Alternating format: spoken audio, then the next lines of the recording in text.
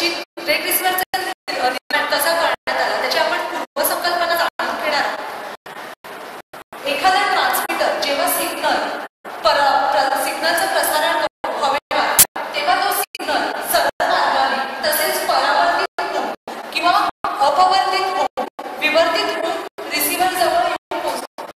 तर हा एक सिंगल रिसिव्हर एका वेळेला फक्त एक सिग्नल कॅप्चर करू शकतो. पण इथे अनेक सिग्नल उपलब्ध असल्यामुळे तिथे मल्टीपॅथ फेडिंग होते. त्याच्यामुळे आपल्याला हवा असलेला डिझायर्ड सिग्नल आपल्याला प्राप्त करता येत नाही.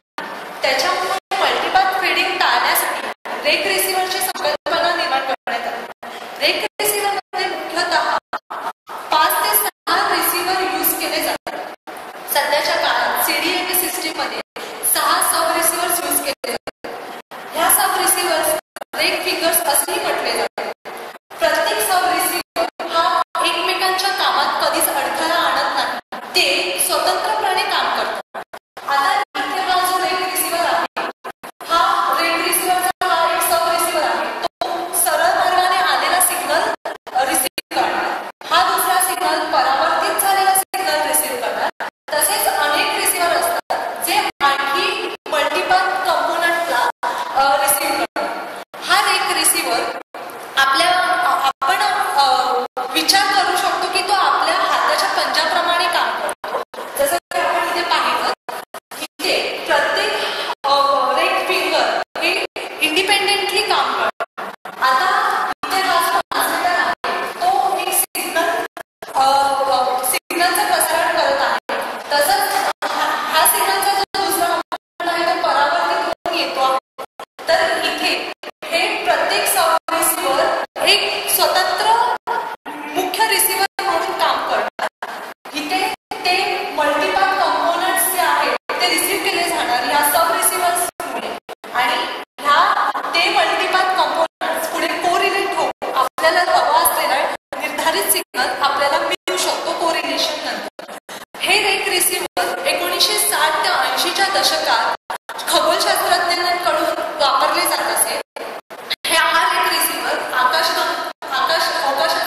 बराचसा भाग स्कॅन करण्यास मदत करतात. त्याच्यामुळे ह्याच्यातले आकाशात घडणारे किंवा अवकाशात घडणारे लहानसा बारीक घटना त्याच्यामुळे खगोलशास्त्रज्ञांना मिळू शकतो. आजच्या काळात हे रेक रिसिव्हर खगोलशास्त्रज्ञांकडून वापरले जातात. आज मी रेक रिसिव्हरचं तो कसं काम करतो हे सांगणार आहे. रेक रिसिव्हर म्हणजे काय असतं की त्यात वेगवेगळे रेडिओ रिसिव्हर्स यूज केले जातात. रेडिओ रिसिव्हर्समध्ये प्रत्येक रेडिओ रिसिव्हरचा टाईम म्हणजे वेळ दुसऱ्या रेडिओ रिसिव्हरपेक्षा थोडा वेगळा असतो. आता जेव्हा तुम्हाला इथे वेगवेगळे रेडिओ रिसिव्हर्स आहेत. आता ह्याचा टाईम जर T असेल तर ह्याचा टाईम येणार T+5. जर 5 सेकंडचा किंवा 5 मिनिटांचा जर डिफरन्स असेल तर ह्याचा टाईम येणार T+5. तसंच ह्याचा T+10 आणि तसंच पुढचा पण 15चा डिफरन्स आणि नंतर 20चा डिफरन्स. आता जेव्हा तुम्हाला एक सिग्नल भेटतो ठीक आहे हा सिग्नल ह्या फिंगर्समध्ये रेक रिसिव्हरच्या कुठल्याही फिंगर्समध्ये जाऊ शकतो. म्हणजे कुठल्याही रेडिओ रिसिव्हर्समध्ये तो रिसिव्ह होऊ शकतो. आता जर समजा तो इथे रिसिव्ह झाला पहिल्यांदा तर आणि ह्याचा टाइम दिला जर समजा T आहे ठीक आहे तर हा इथून पास होऊन बाहेर तुम्हाला ॲज अन आउटपुट सिग्नल भेटेल. पण जर हा सिग्नलचा थोडासा पार्ट जर तुम्हाला T+5 सेकंडवरती भेटला मग त्यात काय होणार ह्याच्यावरती आता एका वेळेस एकच सिग्नल जाणार पण असं कंटिन्युअसली लगातार ह्याच्यानंतर दुसरा सिग्नल नंतर तिसरा सिग्नल असा येणार. मग आता हा सिग्नल आणि ह्याचा सिग्नलचा कोरिलेशन होणार. म्हणजे इथे टाइम डिफरन्स भेटला तो सिग्नल आणि हा सिग्नल जो नंतर आलाय त्याचं कोरिलेशन होणार आणि तुम्हाला आउटपुट भेटणार. जो हा आउटपुट भेटतो तो कोरिलेशनमुळे मिळतो. कोरिलेशन म्हणजे काय की 2 सिग्नलचा गुणाकार होतो आणि तुम्हाला आउटपुट भेटतं. जसं इथे बघा आता इथे ट्रान्समीटर आहे आणि रिसिव्हर आहे. तुम्हाला ट्रान्समीटरमधून एक सिग्नल डायरेक्ट पास होईल किंवा मग दुसऱ्या जागेवरती रिफ्लेक्ट होऊन पास होईल. आता तो सिग्नल इथे गेला. इथे जो सिग्नल पास होतोय तो डायरेक्टली पास होतोय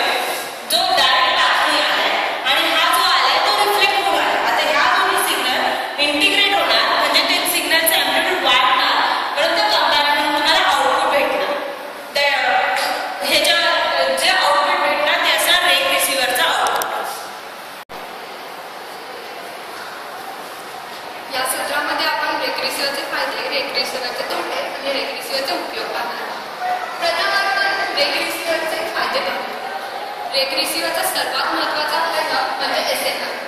rake receiver signal to noise ratio वाढवण्यासाठी मदत करतो.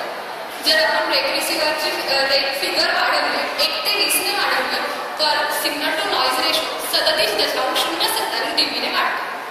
या सुधारणेमध्ये वातावरणाचाही संबंध आहे.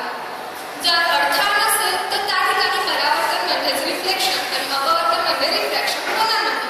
पण ज्या ठिकाणी अडथळा असतो म्हणजे मोकळ्या वातावरणामध्ये परावर्तन आणि अपवर्तन अशा क्रिया घडतात आणि अर्थातच तिथे रेक रिसिव्हरची गरज लागते. अशा ठिकाणी रेक रिसिव्हरचा फायदा होतो. सर्वात महत्त्वाचा मुद्दा म्हणजे मजबूत संकेत. जसे की रुपालीने आपल्याला सांगितले की एकापेक्षा जास्त रेडिओ रिसिव्हर आपल्याला वापरता येतात. मग असे एकापेक्षा जास्त रेडिओ रिसिव्हर वापरल्यामुळे आपल्याला हवा असलेले संकेत प्रत्यक्षपणे मिळू शकतो. आता आपण रेक रिसिव्हरचे तोटे पाहू. एकापेक्षा जास्त रेडिओ रिसिव्हर वापरल्यामुळे त्यांच्यासाठी लागणारी जागा वाढते आणि परिणामी त्याचा खर्च वाढतो म्हणजे त्याची सर्वात महत्त्वाची किंमत वाढते. जरी तांत्रिकदृष्ट्या हा मुद्दा महत्त्वाचा नसला तरी हा समस्या निर्माण करणारा आहे. दुसरा तोटा म्हणजे अवघड परिपाठ. एकापेक्षा जास्त रेडिओ रिसिव्हर वापरल्यामुळे त्याच्यामध्ये गुंतागुंत वाढत जाते. ते वापरायला अवघड बनते आणि त्यामुळे त्या परिपाठ अवघड बनून जातो. हे झाले रेक रिसिव्हरचे तोटे. रेक रिसिव्हरचा उपयोग CDMA मध्ये WCDMA मध्ये केला जातो. रेक रिसिव्हरचा दुसरा सर्वात महत्त्वाचा उपयोग म्हणजे खगोलशास्त्रामध्ये केला जातो.